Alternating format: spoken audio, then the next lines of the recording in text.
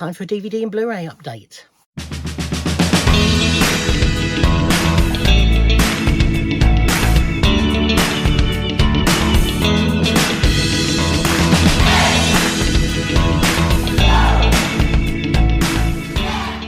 Ahoy everybody, and welcome to DVD and Blu-ray update. So this is basically all the DVDs and Blu-rays I've watched since my last DVD and Blu-ray update.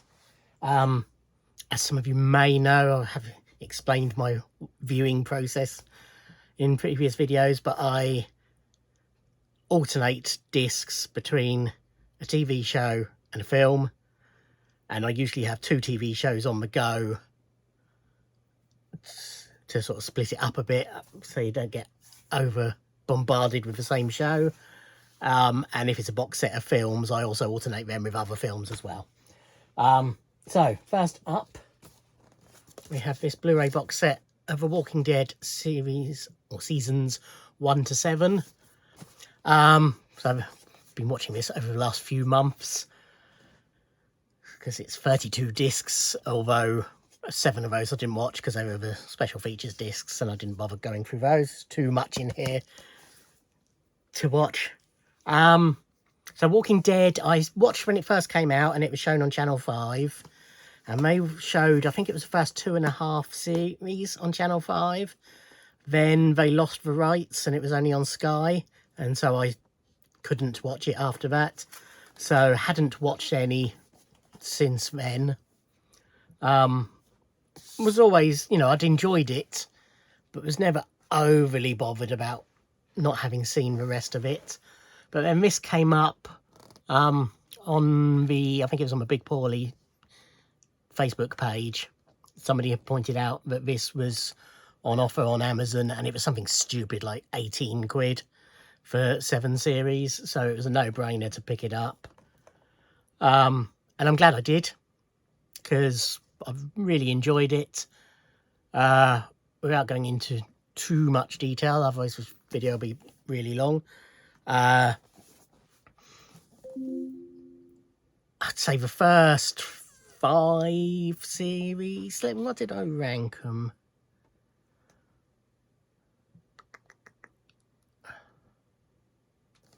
So when I use DVD Profiler to keep track of what I have. So I have a section with everything I own and watched, and then another section which is the ordered section, but it's actually just what I've got in my to watch pile.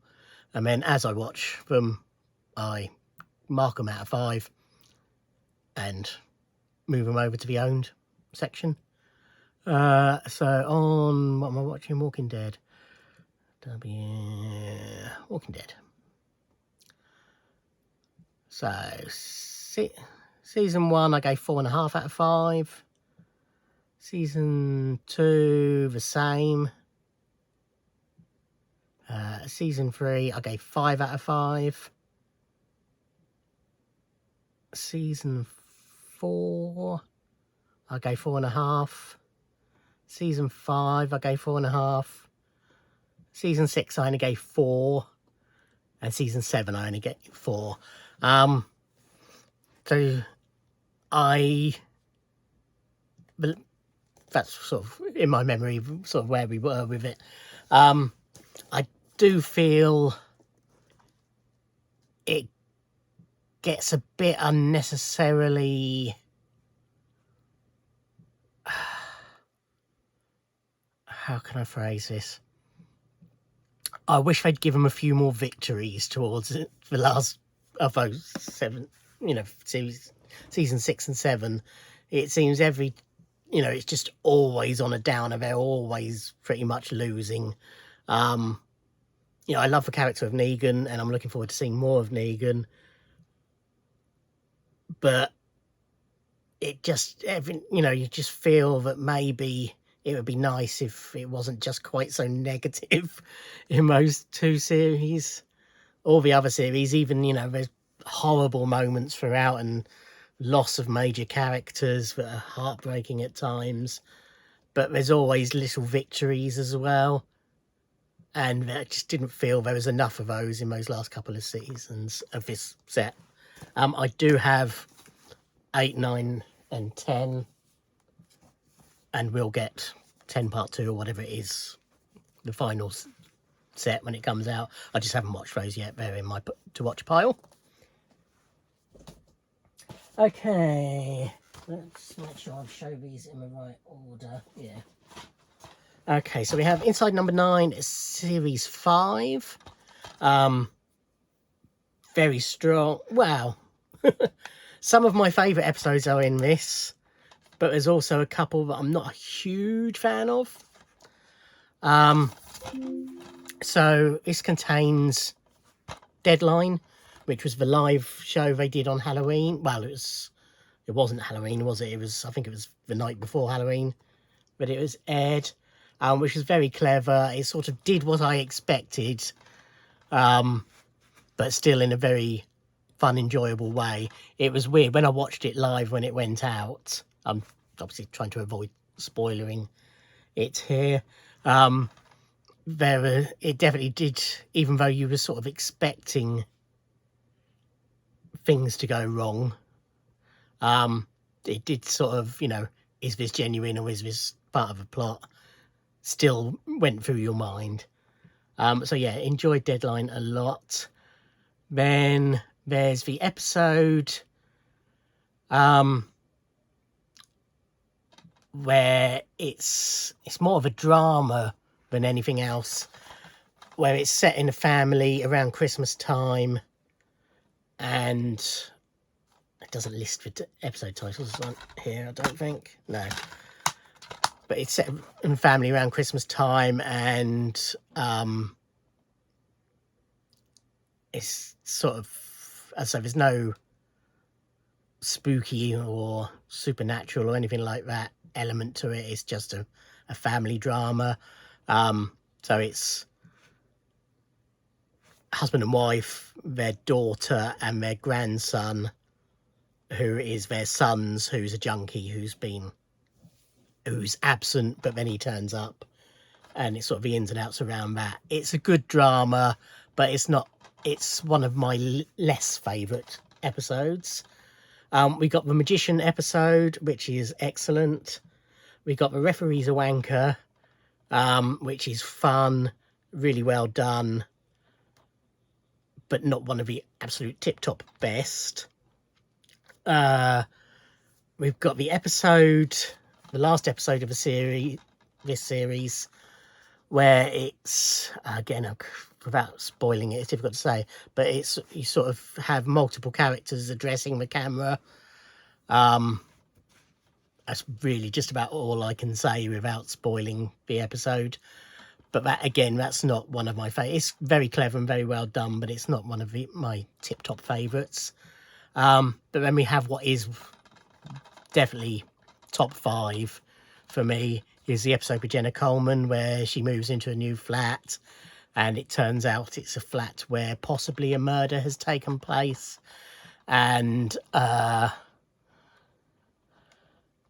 there's a reveal about halfway through, probably less than halfway through, but after about 5 to 10 minutes in, that had me cheering. And that's all I'm going to say about that. Then we have Series 6, which again is another mixed series. Probably is sort of maintaining the standard over, I mean, they're going to be doing 9 series, but you're always going to get some that are better than others, or some that are more to your taste than others. So this opened with the episode that's done as Commedia dell'arte, where half the characters are in masks. It's very broad humour. It's about a heist. And it polarizes fans. Some people hate it. I absolutely love it. But again, it's possibly top 5 Inside Number 9s for me as well. Other than that, we've got the Last Night of the Proms episode, which is enjoyable but not one of the best. We've got the lip reading hotel room episode, which is really strong.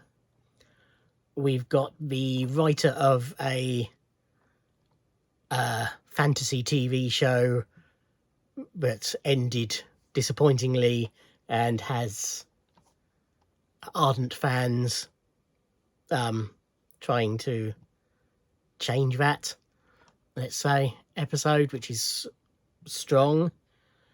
And there's the episode with Adrian Dunbar set on in the green room of a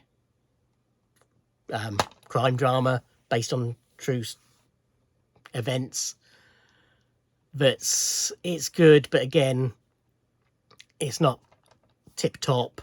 And the same can be true for the episode with Derek Jacobi, where he's a dying man who is being tended in his last moments, possibly. And we find out stuff about his life. It's difficult to talk about these without spoiling them, but hopefully that's enough if you've seen them to know which episodes I'm talking about. This set I did buy through HMV, and it came with a signed postcard. Okay, right. This is a box set of films by Alain Rob Grillet, I presume. 6 films, 1963 to 1974. So he is a French filmmaker. And this is an interesting mix of films. First up, we have The Immortal One, or L'Immortal, which I struggled with a bit. Nice booklet in there as well. I can't really show that because boobs. Any Python fan, in I think it's series 2, there's a section of one of the shows where them sort of pastiching French films, and it's all static shots and bizarre shots and long pauses and very stylized,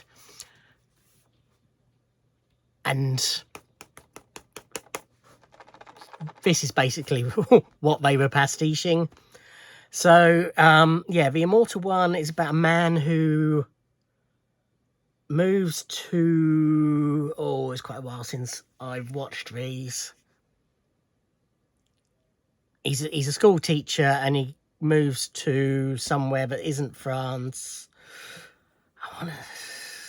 But somewhere near, it might be Croatia or somewhere like that. It might not be. It doesn't really matter anyway. And he meets this young lady who may or may not be in a relationship, and she's very elusive, and when they're together they are happy and in love, but then she vanishes for long periods of time, and she won't be seen in certain places in public with him, and it's all very strange, the relationship. And the film is basically him trying to work out who exactly she is and what's going on.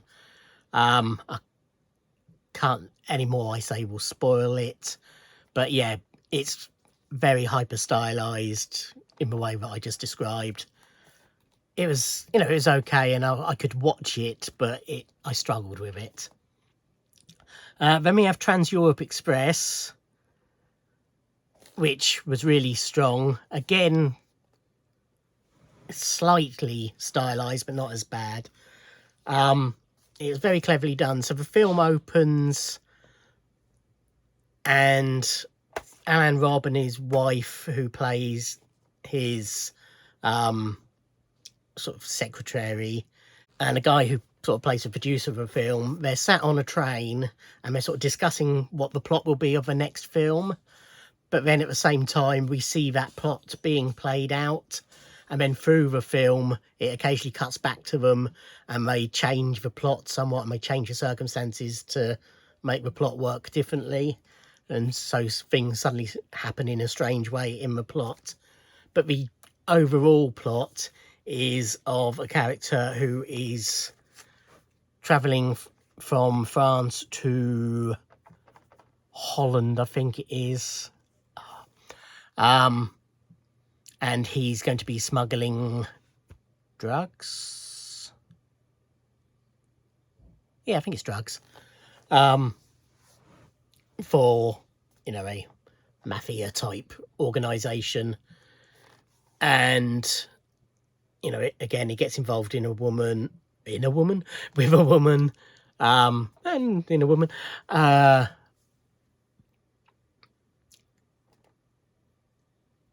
it's sort of, yeah, sort of, yeah, atypical, really, you know, smuggler plot type film, but because of the stylized way of it being done, it keeps it interesting and entertaining. Yeah, I enjoyed that one a fair bit. Then we had The Man Who Lies, which is the last of these were in black and white. So this is about a man who appears in a... It's weird because it feels like it's Second World War, but it's not really. Maybe if I knew my European history a bit better, I might be able to say, oh, it's set during or just after this particular war. But I think it's meant to be. I'm trying to remember, and I seem to remember sort of German uniforms. But then the clothes being worn were a bit more modern by the, you know, sort of non-uniform people. Anyway, this guy comes out of a forest into a village, and he hears about this hero of a village who's vanished, and his rich wife who lives in a extravagant, almost castle-like house, who's also extremely attractive. And basically he starts telling lies, hence the title, about how this guy's definitely dead and he was his best friend and he's been there before and surely they must remember him and all this, and starts twisting all these tales together to try and integrate himself into this woman's life. And it's very well done. It's difficult to sort of keep track of what is lies, what is truth, etc. But that's sort of the idea of it. Yeah, that was enjoyable as well. Then we had Eden and After. Yeah, they on the discs, they actually, the chronologically sixth film is actually the fourth film on these discs, because Eden and After, and then the following film, N Took the Dice. So the French titles are Les Dents et Après and En Après les Dés, which is an anagram, are two versions of the same film, basically. So, yeah, Eden and After is set in, again, I want to say France and Tunisia, and it follows a group of students who are studying in a university and spend all their time hanging out in this cafe, and they're the bored 60s youth, basically, and so they fake raping each other and killing each other and all sorts of things just to sort of pass the time.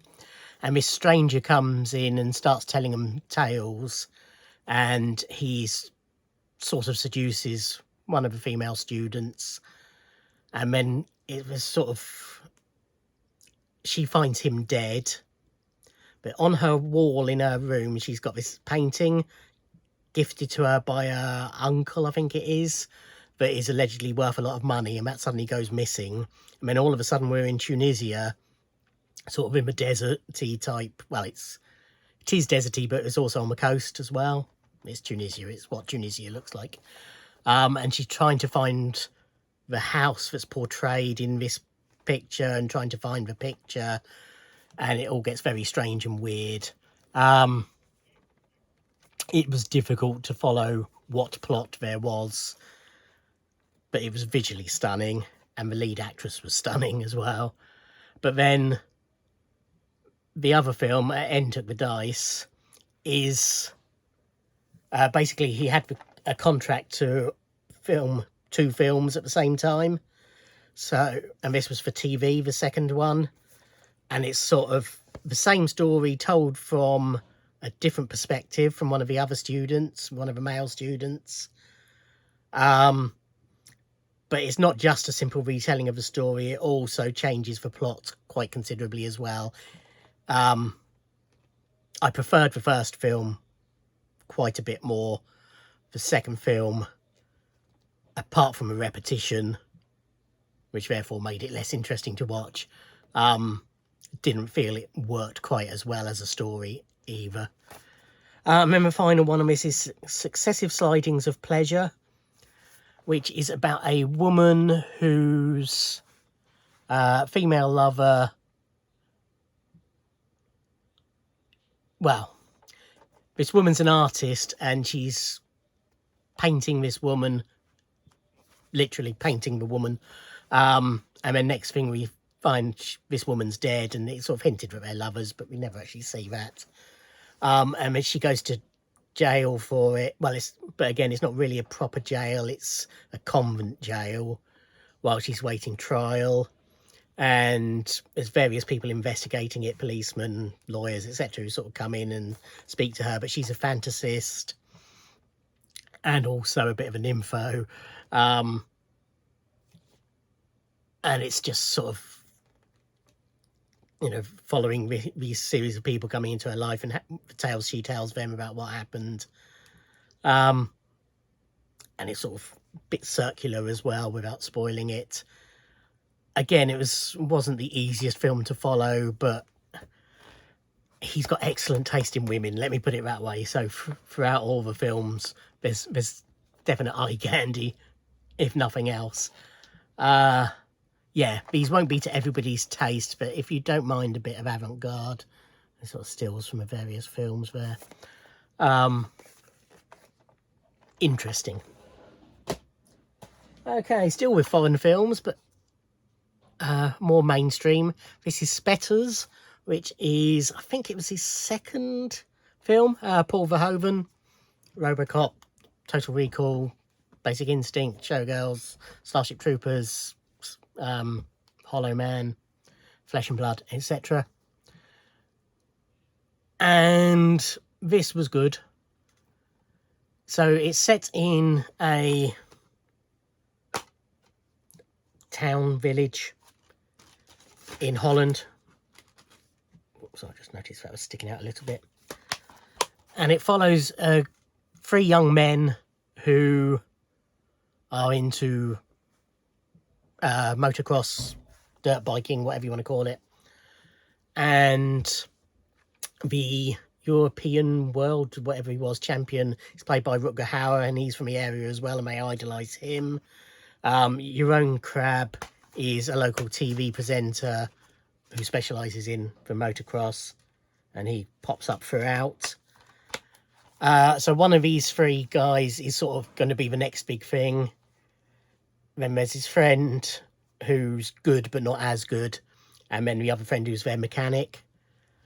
And it's sort of the story of their lives and their different family upbringings. One of them's got strict religious upbringing.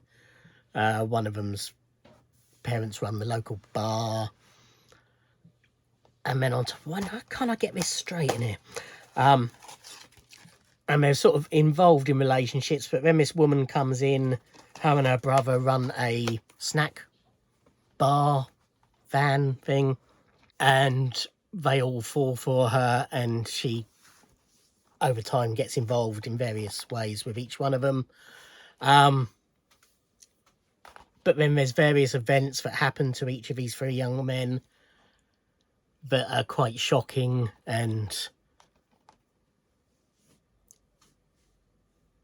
very, very Paul Verhoeven. You know, he doesn't shy away from showing stuff, be it violence or sex or anything like that. If it needs showing, he shows it. But yeah, really strong film. I enjoyed it a lot. Great performances. Recommend. Okay, back to Walking Dead. Craig Huntley, who I've talked about before, sends me DVDs and Blu-rays after he's finished with them, basically. Sent me series 1 of Fear the Walking Dead. So this is set as the outbreak is happening, and it tells the story of an extended family in, does it say where they are? I can't remember. It just says set in a city. But in a city as the outbreak happens, and it, you know, follows them and the reaction to it and what's going on. I enjoyed it a lot. I want to see the rest of it. The Blu-ray availability of it is a bit patchy from what I can see, but I'll see what I can do. Okay, this is Seaberg. Excellent film, starring Kristen Stewart as Jean Seaberg, the actress who was American but became a huge star in the States for her work with Jean-Luc Godard, particularly in the film Breathless.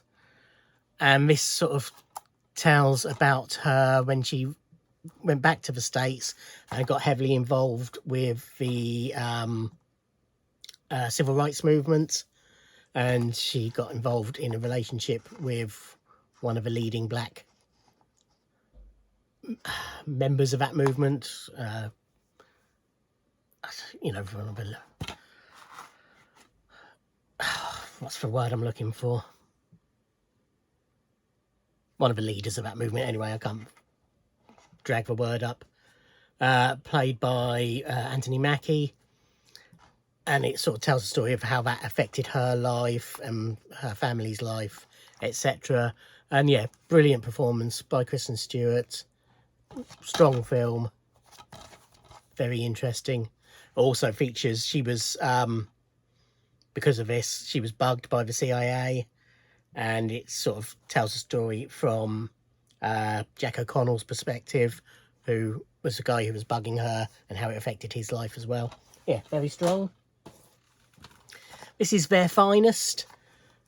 So Gemma Arterton is a screenwriter during the war, and she gets roped in to write the female characters in a propaganda film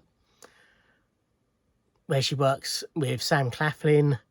Bill Nighy is sort of the lead actor in said film. Funny film, enjoyable film, moving film, typical British film.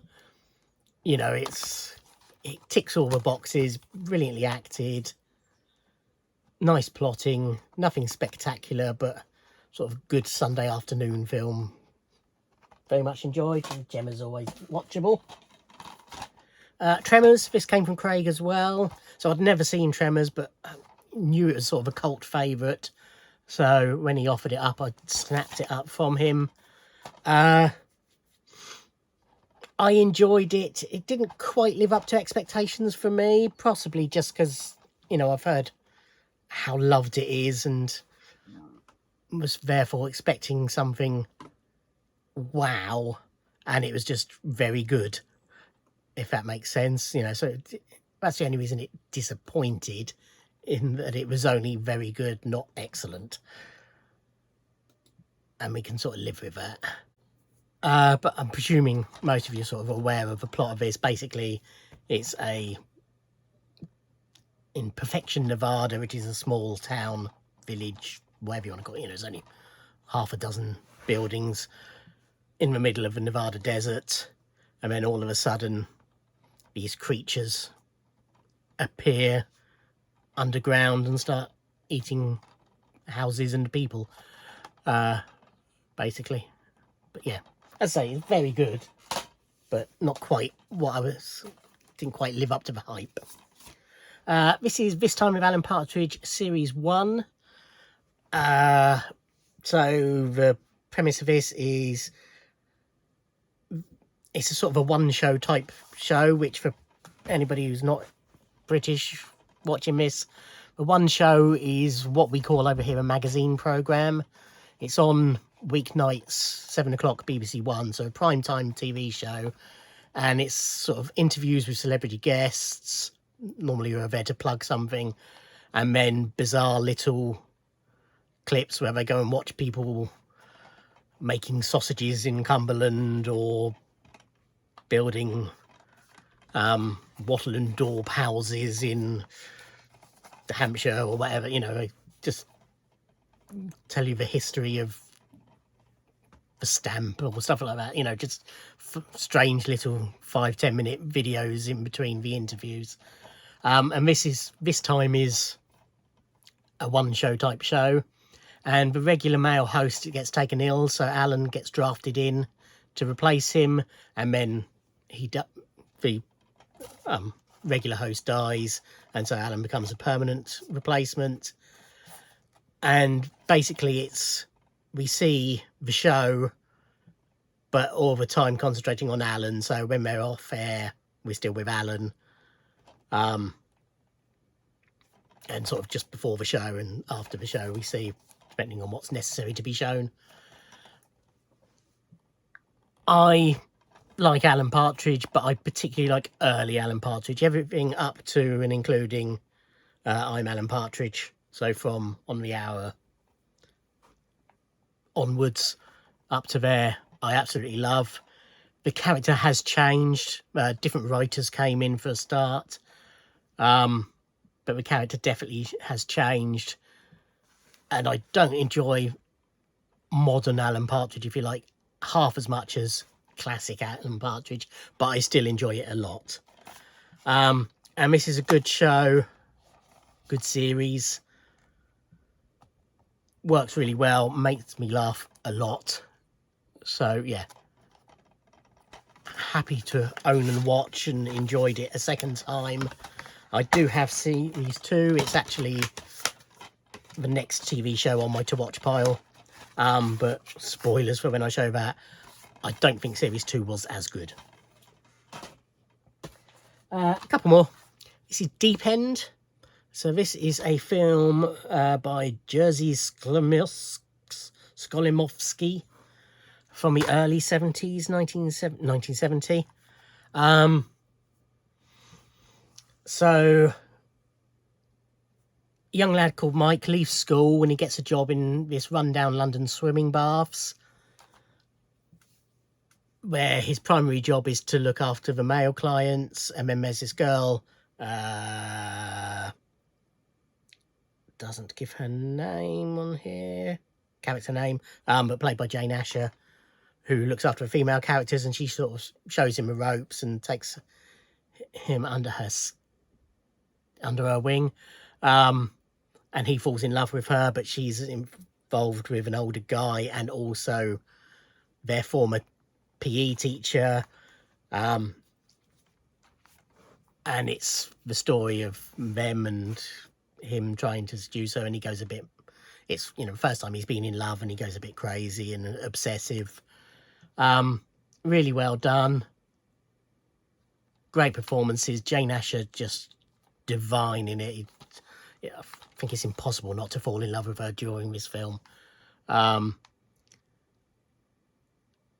Yeah, really enjoyed it personally, and good solid ending, I'll put it that way. Yeah, very good. And finally, another one from Craig. This was Say Anything. This is a Region 1 release. Because it hadn't been hooked up to this telly, I had to hook up my Region 1 DVD player to this telly, and unfortunately, I had to do it RGB cables, or whatever they are, you know, just for red, white and yellow cables to get up. And it was a bit temperamental. It would only, although this is meant to be widescreen, it would only show it 4:3, although I did manage to stretch it eventually. And it did flicker occasionally, but I eventually got it to a watchable state. I will have a play because I've got a couple of other Region 1s that he sent me. This is another one I was slightly disappointed in because of the hype. It's a film that was been much talk about over the years in Empire magazine, particularly this scene as being a classic scene. It's basically a rom-com John Cusack is madly in love with Diane, played by Ione Skye. And understandably so, because she is gorgeous. When they're graduating college, he has the nerve to ask her to this big party that's happening, and she agrees, and they go out and they get into a relationship. But she's got a strange relationship with her dad, so he's divorced from her mum, and he's sort of overprotective of her, and it's, you know, sort of how their relationship will work. And being a rom-com, you know, it works for a while and then it goes wrong, and, you know, will they get back together? It was enjoyable. You know, there's nothing wrong with it. It just, again, it sort of just didn't live quite up to expectations, given the praise I'd seen of the film. But I enjoyed it, and it was very watchable, and I would happily watch it again. Okay, there we go. So that's the latest pile done. Still, how many have I got in my to-watch pile? I have got 292 discs in my to-watch pile. And that's not including, you know, box sets of 6 or 7 discs or whatever, if that counts as one. So, good couple of years worth there still to watch. But yeah, thank you for watching. Like, comment and subscribe, and I'll see you in another video. Thanks. Bye.